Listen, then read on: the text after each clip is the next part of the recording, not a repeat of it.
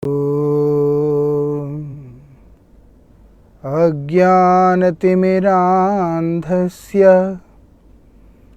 ज्ञानाञ्जनशलाकया चक्षुरुन्मीलितं येन तस्मै श्री गुरवे नमः। नमः ॐ विष्णुपादाय श्रीगौरप्रियमूर्तये श्रीमते भक्तिवल्लभा तीर्थ गोस्वामिने नमः। पतित पावन परम करुणामयी परमाराध्यतम श्रील गुरुदेव नित्यलीला प्रविष्टो विष्णुपाद परमहंस परिव्राजकाचार्य अष्टोत्तर शतश्री श्रीमद् श्रील भक्ति वल्लभ तीर्थ गोस्वामी महाराज जी के अभय चरण में असंख्य कोटि साष्टांग दंडवत प्रणाम करते हुए उनकी अहेतु की कृपा प्रार्थना करता हूँ। By the mercy of most revered Srila Gurudev, we have been discussing here about the glories of holy name. If we can understand the glories of the holy name, our life will be completely changed. So that's why we are discussing about this subject matter first of seriously.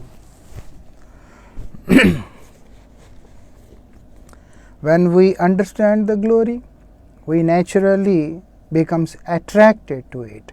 We naturally get inclined to it. Our inclination towards the holy name will increase as we understand its glories. That's why we are here now. Yesterday we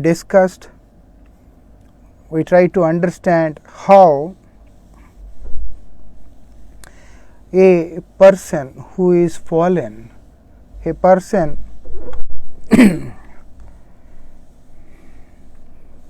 is unable to understand the glories of the holy name. So, Srila Haridas Thakur, he is not an ordinary personality. He is the special personality. He is the dearmost associate of the Supreme Lord, who is free from all kinds of anarthas, and also who is Namacharya. So, because his inclination for the holy name is so strong, and then the holy name itself has become his life.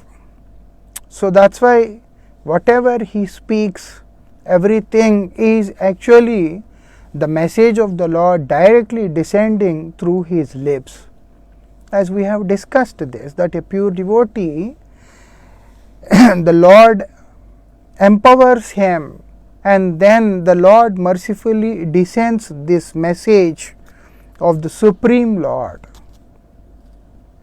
this message through his beloved associates. But only foolish people, those who are so called intellectual people, what they do, they through their word jugglery, they have their skills, speaking skills. So many people are experts in speaking skills. It is the same word, but one person speaks, it's not so interesting. But when the other person speaks, it's very interesting. Because today, the world has become in such a way that it's less interested in the content, but more into the presentation. If you have the skill to present, then the world is in such a way that it can happily purchase anything. I don't want to use such words, but the world has such kind of tendency. Even it may not have any value. It may be worthless, but still the world is so happy to get it, to buy it, if the presentation is beautiful. So anyhow, these so-called intellectuals and scholarly personalities, they are more behind the presentation and not onto the content. So their understanding of the philosophy, their understanding about the scriptures is totally different from the understanding of a realized soul. We can also understand, like a person's like Gopal Chakravarti, what kind of interest he has. He is only interested in attaining salvation, in attaining liberation. So for his understanding, all those bona fide scriptures, they only take the person to the level of liberation, nothing more. Whereas the personalities like Srila Haridas Thakur, they consider that by the dim reflection of the holy name itself, liberation can be attained. These people, these so-called spiritual leaders, or those who are anchoring for liberation, they consider bhakti to be a vulgar and an indecent activity. So that's why they consider themselves to be nirvikar. There is no vikar. So there is no emotion or there is no expression of any kind. It's like completely a kind of frozen consciousness. But in devotion, there are all kinds of emotions. So a devotee happily experiences and also expresses the emotions towards the beloved object of worship, that is the Supreme Lord, and relishes it.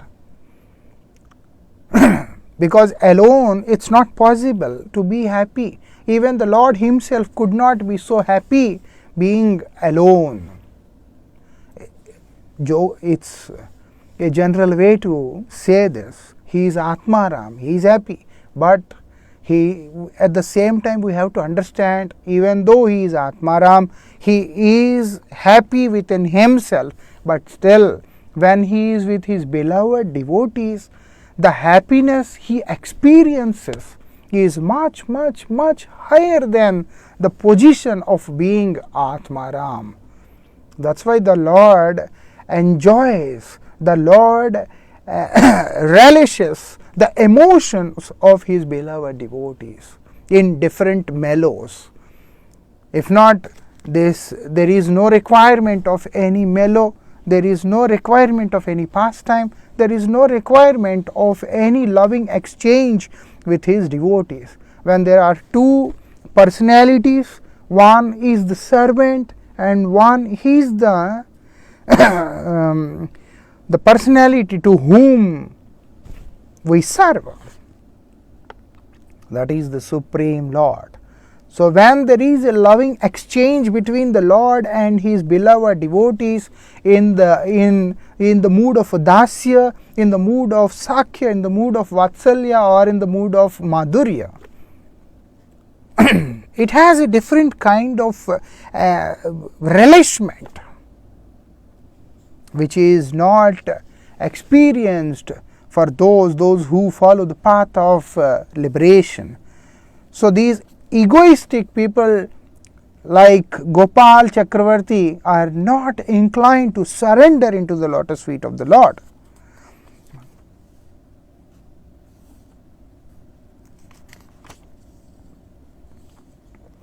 Like that. The people of this school include bhakti in fruitive actions. So they perform some bhakti, like these are so many people in this world, they perform some kirtan, they perform some bhajan or seva, all those things. But ultimately it's all for getting some pious fruits, nothing more than this.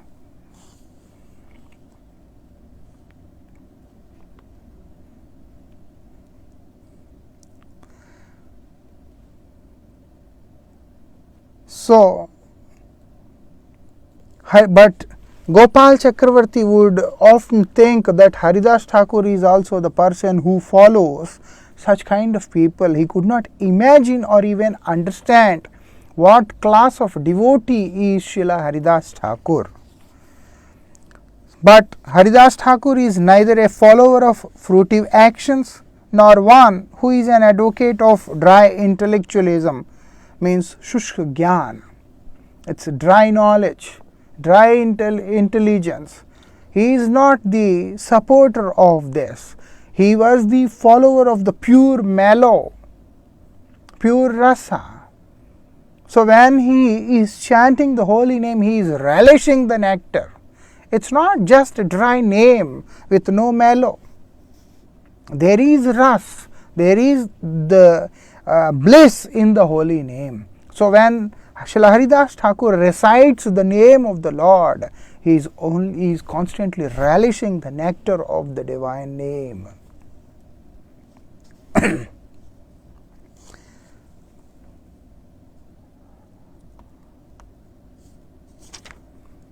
And what it is said, Thakur Haridas is out and out of strong advocate of bhakti or devotion to Bhagwan. He is he believes in God and his loving service, and the only thing he desires and does is to satisfy the Supreme Lord, nothing more. There are different kinds of various kinds of instructions given in the bona fide scriptures. Bhakti or devotion to Bhagwan holds a position supreme to all. Like different kinds of things, like you can practice karma, gyan, yoga, tap, tyag, sankhya, and so many other kinds of practices. Among them, the perfect and the best is what it is? It is bhakti, devotion in the lotus feet of the Supreme Lord. So that's why bhakti is not secondary, it is always primary. The Lord himself says in Srimad Bhagavatam, na sadhet mam yogo na sankyam dharmodhava na swadhyaya tapastyagat yatha bhakti mamurjita. Only through the devotional practice you will attain the ability to attract me, but it is not possible by other means of practices like sankhya or maybe karma, gyan, tap, yoga and all other things. Definitely all other practices have their respective abilities to take the person in the path of God consciousness, but God is only attracted by the practice of devotion, bhakti. So that's why we have to understand this. Bhakti, being the highest attainment of human existence, is not given to the jivas by the Supreme Lord. It's not so easily given to the jivas by the Supreme Lord. In fact, we have to understand, Lord can give liberation, but he can't give bhakti. Who can give bhakti? Only a bhakta can give bhakti. That's why it is again said, Bhaktiyastu Bhagavad Bhakta Sangena Parijayate. Bhakti manifests. Actually, there is nothing to give first of all, because it is already in our nature. Bhakti is by default human nature. So, what happens? That is only revived, that is only awakened. So, the seed is given by which bhakti is awakened. Like you can understand that in the land there is mango, but it only comes out when the seed of the mango is sown. So whatever essential nutrients to to sprout the mango seed is existing in the earth. But when the right seed is sown in the right place by the right person in the right time, everything comes together and then it manifests. The thing which is not existing can never manifest. So bhakti is always existing in our heart. We only need to awaken it. So the seed to awaken bhakti is given by most revered Srila Gurudev and Guru Parampara. And a sincere aspirant has to implant the seed of bhakti within his heart and nourish it through the waters of Shravan and Kirtan. And slowly, slowly it starts to sprout. It starts to sprout. So anyhow, what happens is, the Lord is not going to give bhakti, He is going to give liberation. Who gives bhakti? Bhakti, bhakta. Bhakta is the one, a devotee is the one who is the possessor of the wealth called bhakti. Why bhakti is considered as wealth? Because the Lord is attracted by it. There is no other means by which we can attract the Lord. But there is only one way to attract the Lord, that is bhakti. Bhakti vasatu purusha. The Supreme Lord is bound to bhakti. He is attracted by bhakti. So that's why that bhakti is coming from the bhakta only. Not everyone can give it. Only in the association, in the company of pure devotees, the bhakti will come, it will manifest. That is the speciality of devotion, devotional service. We often used to listen this from Srila Bhakti Bhakti Goswami Maharaja, most revered Srila Shiksha Gurudev, that when Bhishma Pitama has decided to depart from this mortal world, so that time all these Pandavas and then Krishna, Kunti, they all gathered there. He was blessing everyone, instructing everyone how to live and what to do, all those things, sharing his experiences of life, and also giving them the Vedic wisdom for to have a harmonious life, to have follow a Vedic lifestyle, everything. But when it comes to Arjun, he did not give him any instruction. He was only folding his hands on the bed, laying on the bed of arrows, and he is requesting him that you please bless me. Everyone was surprised to see that how come Bhishma Pitama, he is the great grandfather of Kauravas and Pandavas, everyone. He is folding his hands and then praying to Arjun, and he says, please bless me. What blessings do you really need? He says, I need Krishna. I need Krishna. And I know you are the one, you are the only one here who can bestow me Krishna. Why? He says, Krishna tomar hridayer dhan. He is the treasure of your heart. Krishna, he belongs to you. You belong to him. He is the treasure of your heart.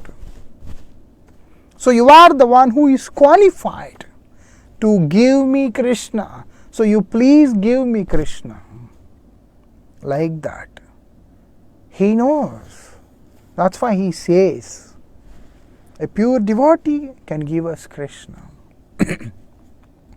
Means he can give us bhakti. No others can give us bhakti. Bhakti is not easily given by anyone. Like, that's why no one can claim themselves to be a bhakta as a devotee, and no one can give bhakti. Only a pure devotee of the Lord can give bhakti. So that's why by reading books, how a person can understand what bhakti is, unless he has not followed the footsteps of the pure devotee, unless he has not taken up the path of devotion under the shelter of pure devotee, how it is possible to understand what is bhakti. Same word, but different people, they take it in a different way. Like that. Only one word with different expressions, the meaning also completely changes. That we can see in this world also. Like that. And how we can claim that ourselves to be a devotee if we have not received the blessings of a pure devotee? Because bhakti is a kind of contagious disease. But disease gives pain, bhakti gives bliss. So it is not the right word, but to understand. It's spreading. So when we go close to a bhakta, and by his association, immediately our life is transformed as devotee. Like that.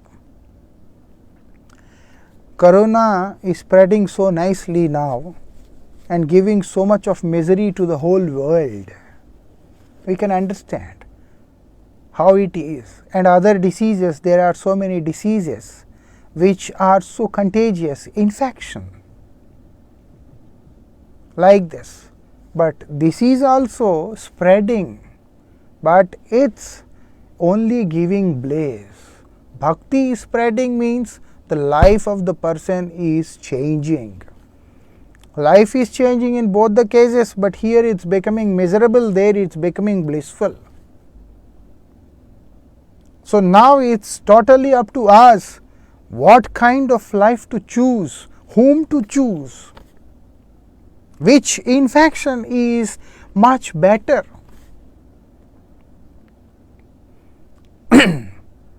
So anyhow, only it is coming through the devotees of the Lord.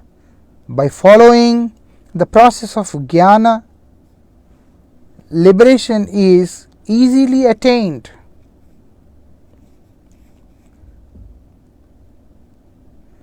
So what it is said, jnanato sulabha mukti moksha lagata krit muktir bhukti yagyadi punyatai. What it is said, jnanato sulabha mukti. Mukti is salvation is very easy by the process of the path of Gyan Marg. And then to get all kinds of enjoyments. What it is said, so many kinds of pious activities, they are very helpful. If we want to get so many worldly pleasures, we have to perform some pious activities, righteous activities, that's all.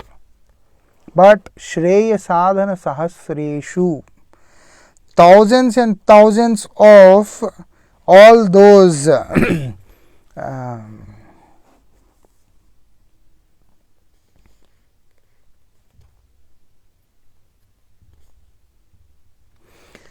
so all those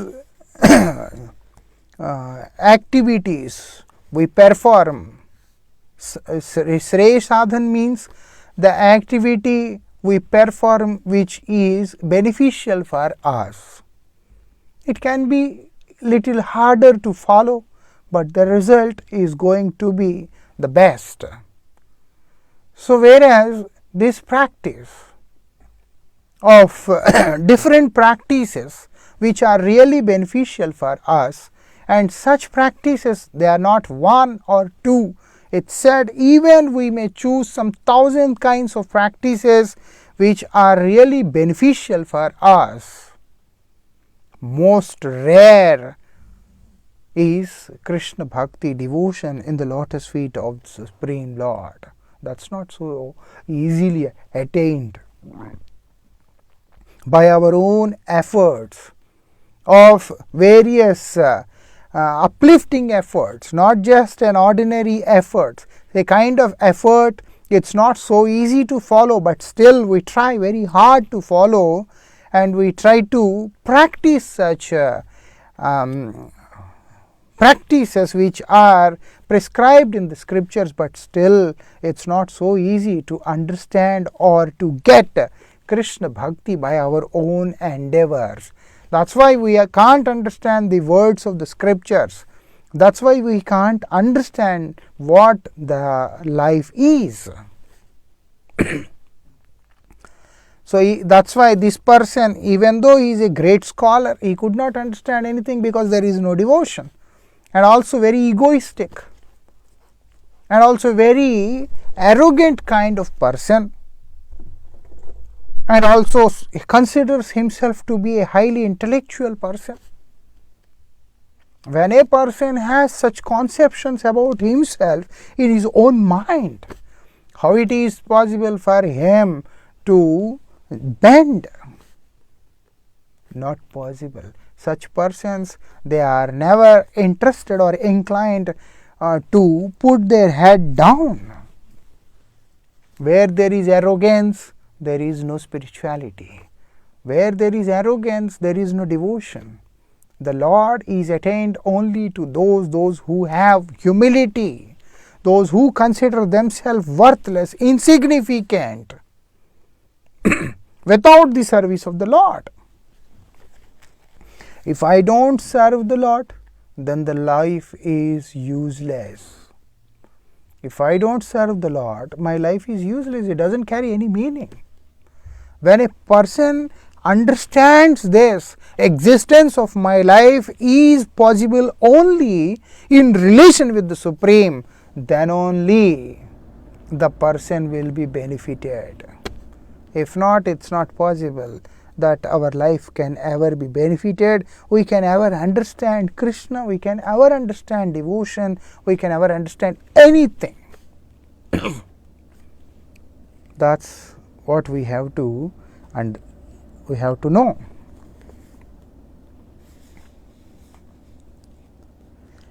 A few liberal minded of Gopal Chakravarti's class or type believe bhakti as an effective means of mukti.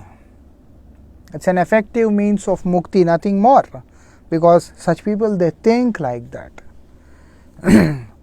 But for a true bhakta, bhakti is both the means as well as end in itself. Bhakti is the beginning, bhakti is the middle, and also bhakti is the means, and bhakti is the ultimate. We perform bhakti to attain bhakti only. The ultimate thing is to attain bhakti. What is bhakti? That is the loving devotional service in the lotus feet of the Lord, nothing more.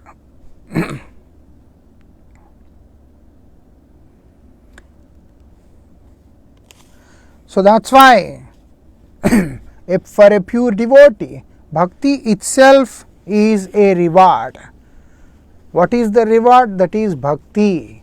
We don't expect any other reward from the Lord in the name of bhakti. The only reward a devotee try to get from the Lord for performing devotional practice is only bhakti. More bhakti means more seva, nothing more. We can see how Prahlad Maharaj was asking for the more seva. He says, I only want to serve you. I need nothing. I have no other desire that I should ask something from you. Why would I ask something from you? I don't need anything. All these previous devotees, all those devotees in the past, all those devotees coming in the most sacred land, they all have begged the Lord only one thing, that is devotion. Srila Bhaktivinoda Thakur says, if you want to make me the bird, beast, whatsoever you want, you just make me. Wherever you want to put me, just put me, no problem. But what I want, I only desire one thing from you, my Lord. It's not that I have no desires, I have one desire. Anyabhilashita sunyam, so that means there is one desire. I have no other desires. That means it's a way of saying that I have one desire. If not, it's like I have no desires. But he says, I have no other desires. What does this mean? That if I have no other desires, no other motives, but there is which means I already have one motive. What is that one motive? Anukulyena Krishna anusilanam. I just want to serve Krishna. Under Srimati Radhika, under the shelter of Srimati Radhika, I just want to serve Krishna. I have no other desire. If I think that I have some other desire, it's not true, because I have no other desire. I only have one desire, that I want to serve Krishna under the shelter of Srimati Radhika and her beloved associates, the maid servants of Srimati Radhika. Anukulyena Krishna anusilanam. That is the only desire a devotee has. Srila Bhaktivinoda Thakur says, I am happy to be the bird, beast, whatsoever it is. Then what you desire? Srila Bhaktivinoda Thakur says, I desire only your devotion, that's all. Tava bhakti, rahu bhakti. Vinod hriday. Hriday means heart. In the heart of Bhaktivinoda Thakur, may your devotion always remain. This is the only desire I have, no other desire. Dhruv Maharaj also says the same thing. I have come here in search of a piece of glass. But what I found here is the jewel, is the gem, most precious gem. And why would I go run behind this piece of glass? I have no desire. Like that. Mirabai is also one of the devotees. A true devotee always begs for the loving service of the Lord. What Mirabai is also one amazing devotee of the Lord. She sings one nice kirtan. She composes one kirtan in which she is saying, Sham man chakar rakoji. Hey Sham Sundar, accept me as your servant. Just a kind of servant, lowest servant. What shall you do? What work you will do? She says, Chakar rahasu, bag lagasu, nitut darshan pasu. Every day I will wake up and have your darshan, and then I'll make nice beautiful garden. I'll be your servant, maid servant, and then I shall make nice gardens for you. What we have to pay? He says, nothing. I will just remain like this. Only thing I desire is I just want to see you, that's all.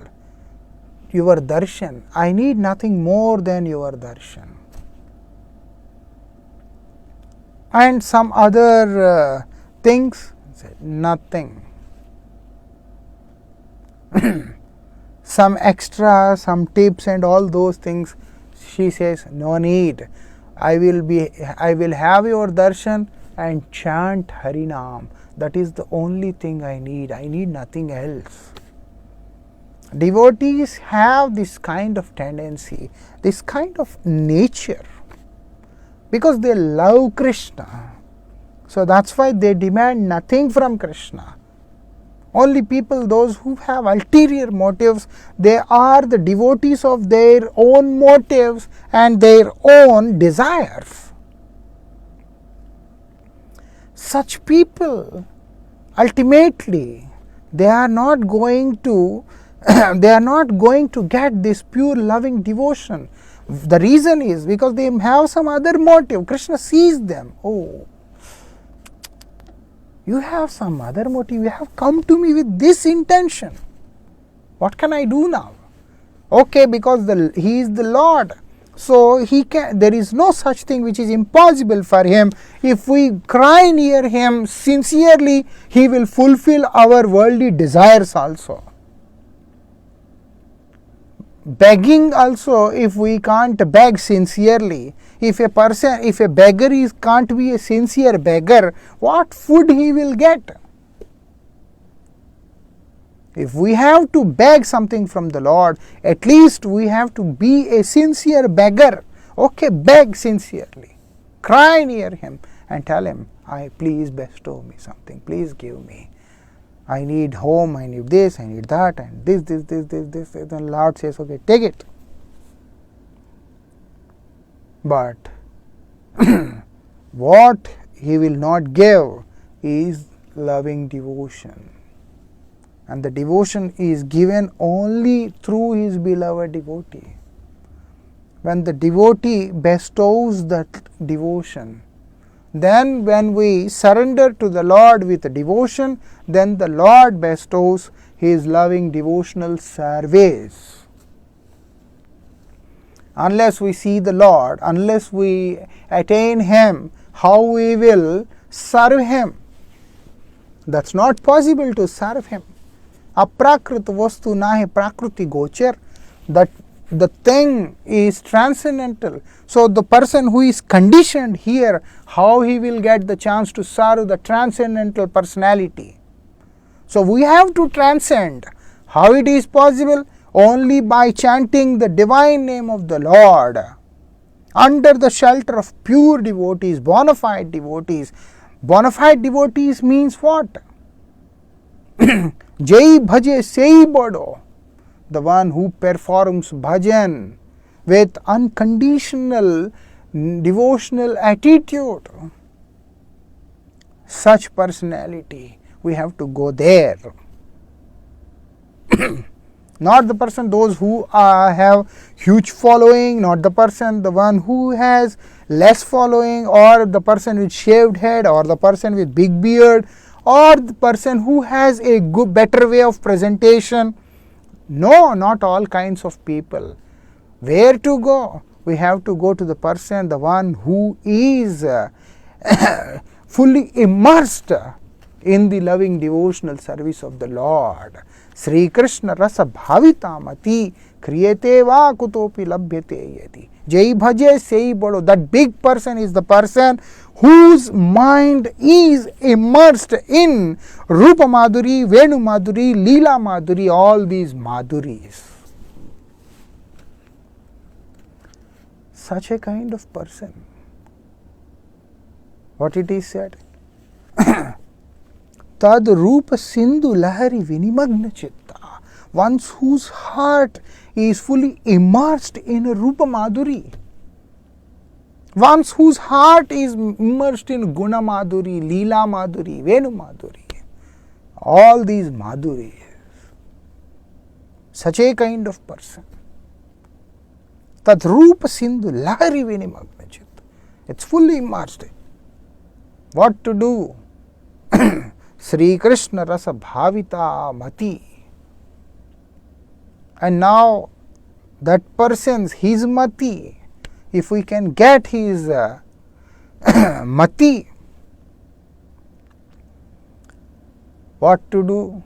Kriyate va kutopi labhyate. By any possible means, if we can ever get it, tatra laulyam api mulyam ekalam, immediately buy. How to buy? How to buy this thing? How to buy someone's mind? He says, through greed. You don't need to earn greed. Greed is already inside. That's why we are suffering. So just give it off. Just give that greed to that personality. Please take it. Means stick to the person, go behind the person. Then you will get Krishna. You will easily get Krishna. You don't need to struggle to get Krishna.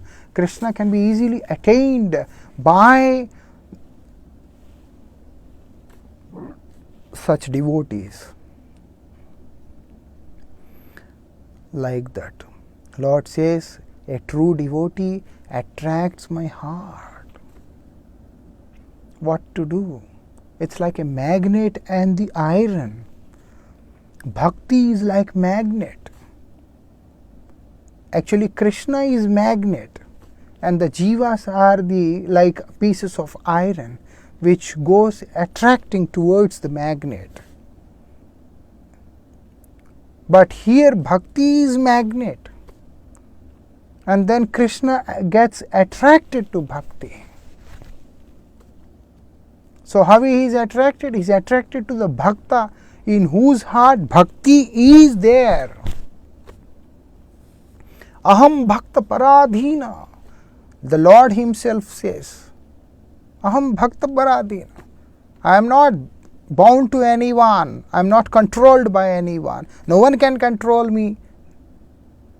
But who can control? Bhakta Paradhina. But a Bhakta, he can control me. Whatever he wants, I'll just do it. If the devotee wants me to do something, it's impossible that I shall avoid it.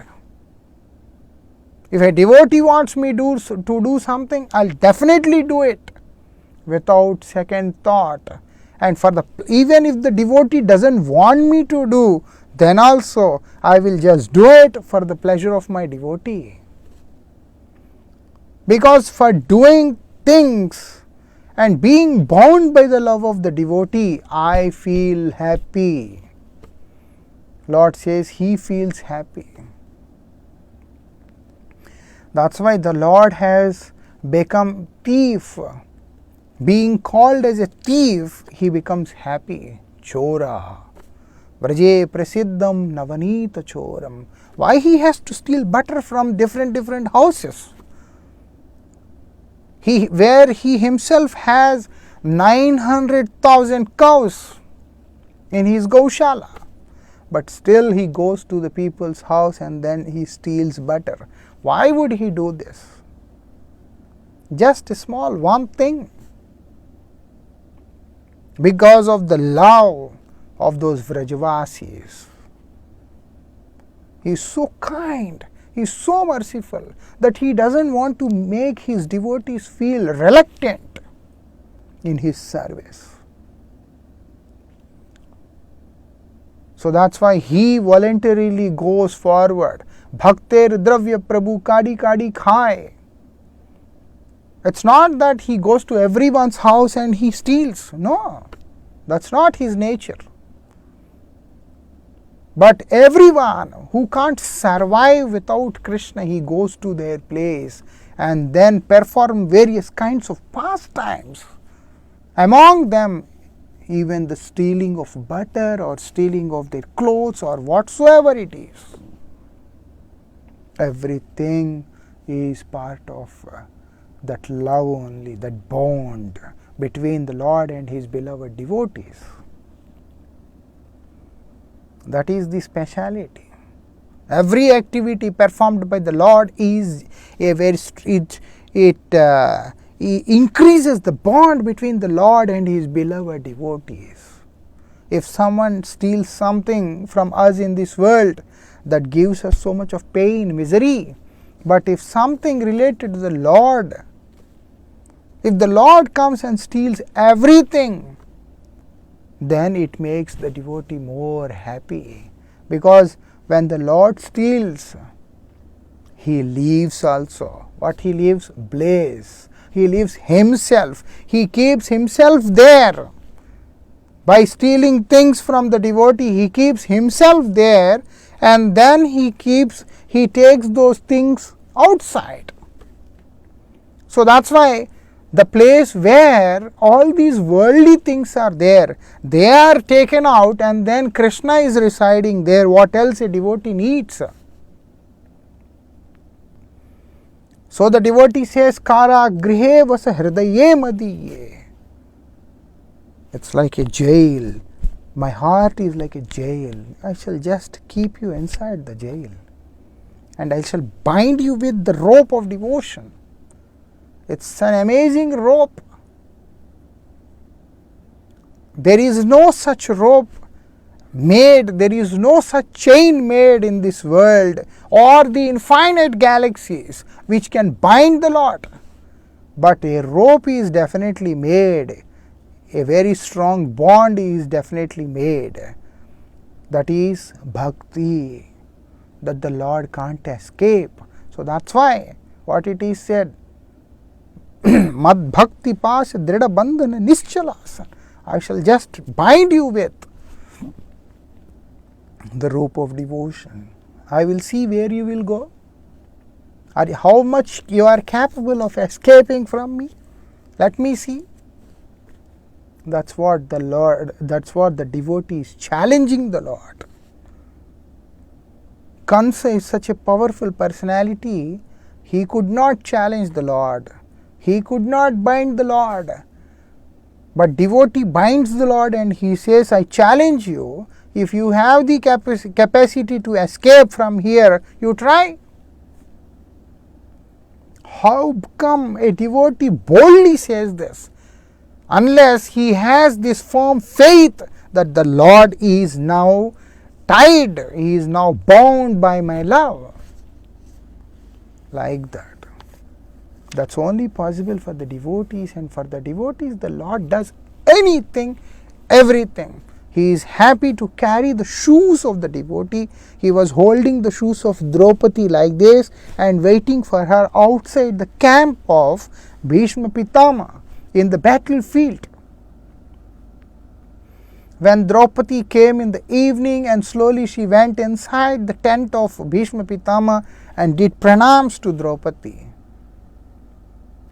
And when Pitama, he saw some lady came to me and immediately he blessed her. The moment he blessed her, and he was surprised to see it was Draupadi, because he has already made the vow. He has already made the vow that I shall kill Pandavas, and his vow was broken that day. And Bhishma Pitama understood this. Bhishma Pitama understood this, and the first thing he asked is, where is Krishna? She said, outside. Immediately he rushed outside to see, and he was surprised to see that Krishna is holding the shoes of Draupadi there. Like that. There are so many such things that the Lord has done only for his beloved devotees. Lord, he very clearly says that I am not going to raise any weapon in the battlefield. That's impossible for me, because both of you are my family and I need both of you, so I am not going to raise any weapon against anyone. No problem.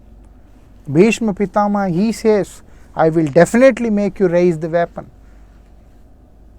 For the Lord, how long it will take to invite Sudarshan and to chop the head of Bhishma Pitama? How long it will take? It's not going to take even a moment.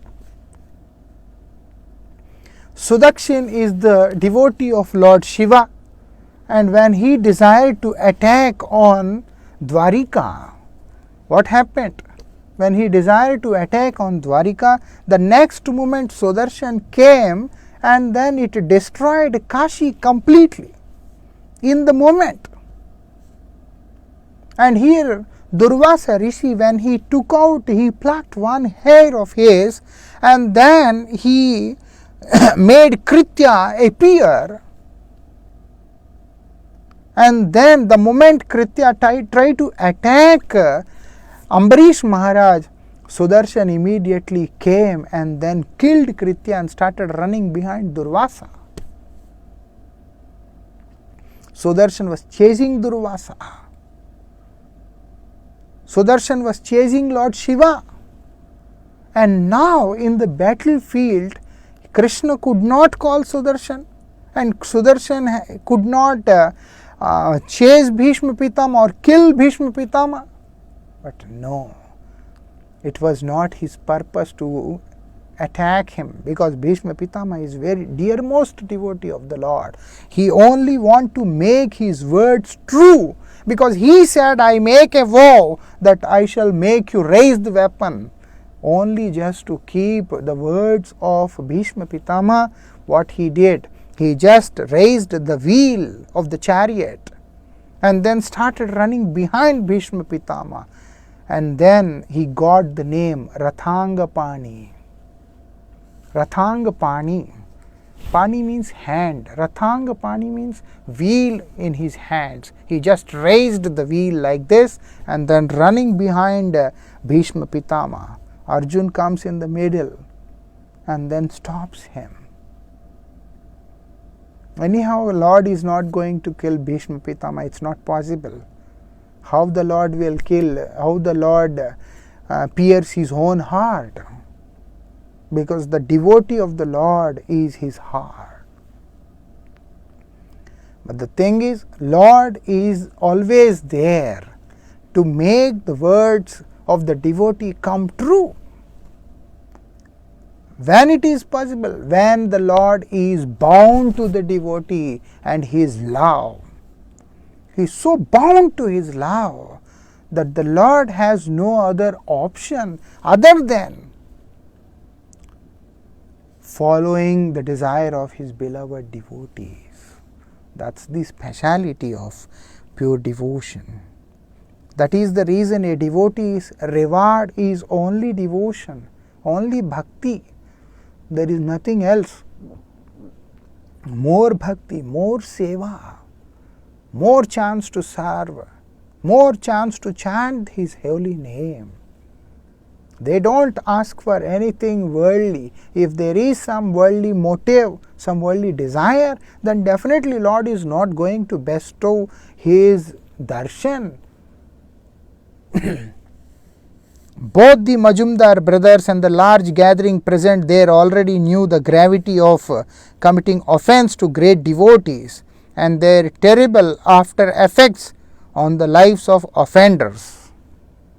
So, why it is said? Because these persons, those who don't believe in the meanings of scriptures, shastras, and those who don't follow the pure devotees, those who do things according to their understandings, and those who challenge devotees, such people definitely have to face these kind of consequences. They have to face such terrible consequences. No one can stop them. So, in that village, Chandpur, which is, and also in that village of Govardhan Majumdar and Hiranya Majumdar, what happens?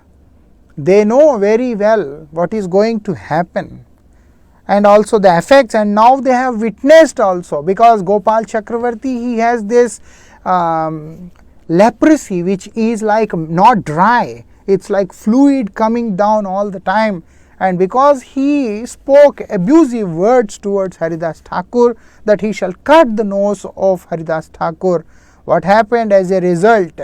That his nose has disappeared because of leprosy. Eventually his fingers of the feet and hands, everything also started melting. So now this is what is witnessed by them.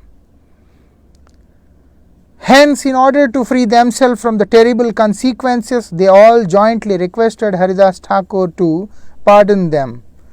This is the best remedy of getting relief from the evil effects of committing offense. The offender must get himself pardoned by the saint whom he has offended. So, Vaishnava Aparadha is very dangerous. That's why when we in the glories of the holy name, Narad Goswami emphasizes on this particular point about Namaparad.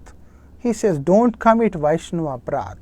Among these 10 primary Namaparad, the first one is Satam Ninda, criticizing of the devotees. By criticizing Vaishnava, if we think we can prove ourselves to be a Vaishnava, then it is a totally foolish act. We are not in this world to criticize any Vaishnava. We are not in the world to discuss about any Vaishnava. भक्ति विनो तुम्हार वैष्णव वैभव तुम्हार amare karun daya is your devotee and he is your opulence. You please be merciful to me, O Lord. Bhakti vinod nasambhashe tare thake sada mauna dhari. I just remain silent. I shall not speak anything about any Vaishnava. So general discussion is totally different subject, but criticism of the devotees is very bad. If Gopal Chakravarti has no knowledge, and if he can humbly approach Haridas Thakur in the assembly and try to understand, there is a possibility that he can understand the meaning, and then he can apply it in his life, and then he can progress in his spiritual path. But what he did, he offended. He has gone against the teachings. He has gone against the injunctions. He has gone against the standards of the devotees, and then he offended by abusive language and all other kinds of things. What happened? The result has become very dangerous. Vaishnava aparadha is very dangerous. If we offend the Lord by not serving Him properly, then by chanting proper Harinam, we can rectify our offenses. Our offenses will be forgiven.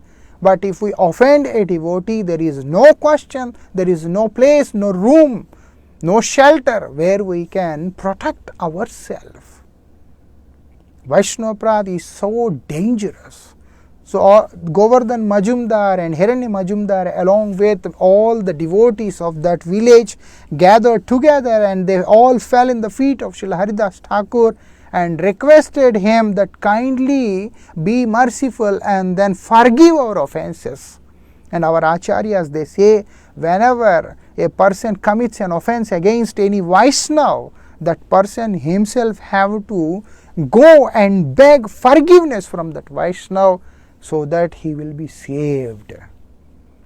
Even though at one point, if we are very slow, very lazy in devotional service, still Lord will definitely love us. Lord will love those also, those who don't want to serve the Lord, because that is the greatness of the Lord.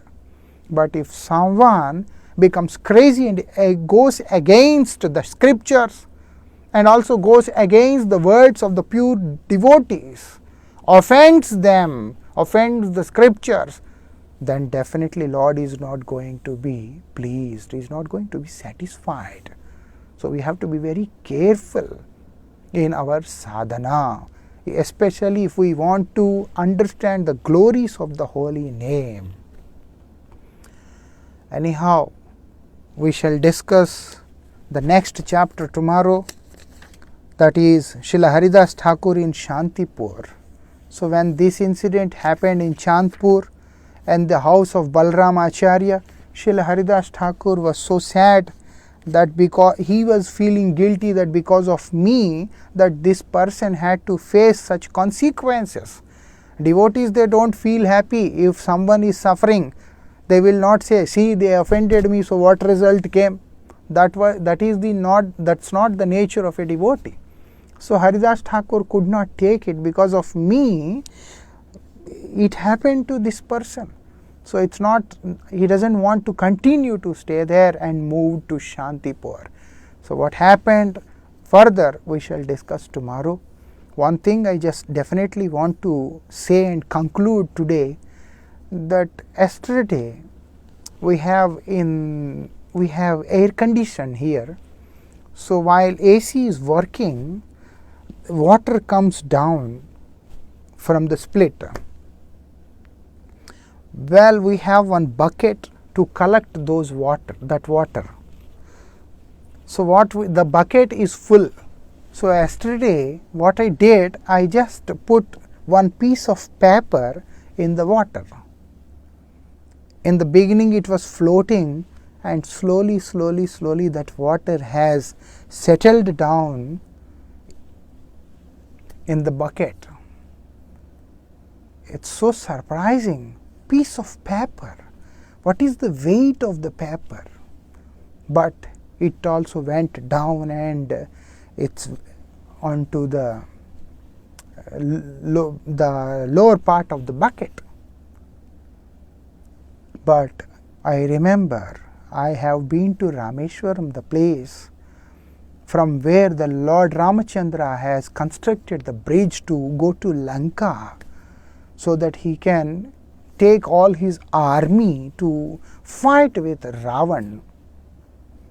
So when I went to Rameshwaram, there is one temple where near it's Ram temple, and there is a huge amount of stones floating in the water.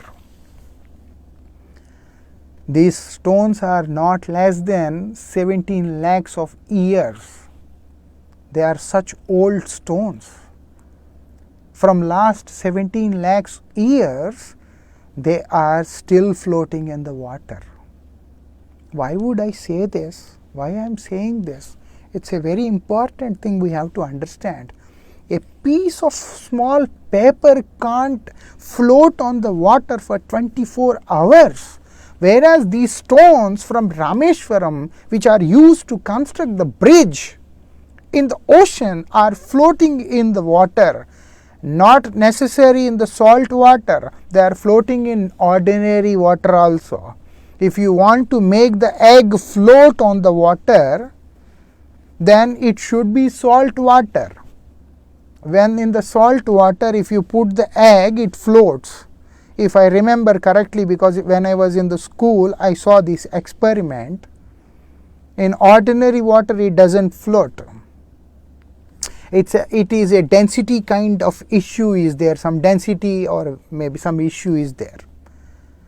So now this stone, it's not only floating in the sea waters, it's already also floating in all the waters. Any water you put and the big stones, they are floating.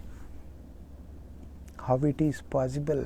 The holy name has the capacity to make the matter also float on the water. Those stones, they are just rocks. But when the rocks, what they did, they did not use the cement. They did not use the cement to unite them. They just wrote Ram. The moment they wrote Ram and they just throw it in the sea, they all started coming together and they all became like a thick bridge. They got sticked. Even stones can also come together. They can stick and also they can float. Anything can happen. That is the speciality of the holy name. Whereas the paper can't float. If we are like Hanuman and all those devotees, and if we write Ram and then throw it in the water, then it will also float. But we are just an ordinary beings, no faith, no devotion in the Lord. That's why papers are also not floating. Even dust particles are also not floating. And we talk about big things. They are the devotees, they could write the name, inscribe the name of the Lord on the stone and then just throw it in the water and they are floating till today. If you have no faith, you can just go there and you can see. If not, if you all come to Radhakund, one piece of stone is in Radhakund Kunjiveri Gaudiya Math. Those who do parikrama, they can have darshan. It's kept for everyone, open for everyone. The holy name of the Lord is so potent, it can even make the matter float. Why can't we float in this material world? We can also float in this material world very easily. This samsara is every day making us sink. But if we take the shelter of the holy name, chant the holy name, slowly, we will also float in this samsara. And the moment we leave this body, we shall attain the lotus feet of the Lordships, Sri Radha and Krishna, and engage in their loving devotional service. Only Harinam is the Savior, only Harinam is the Savior, and only Harinam is the Savior. We have to be a sincere aspirant of that Harinam.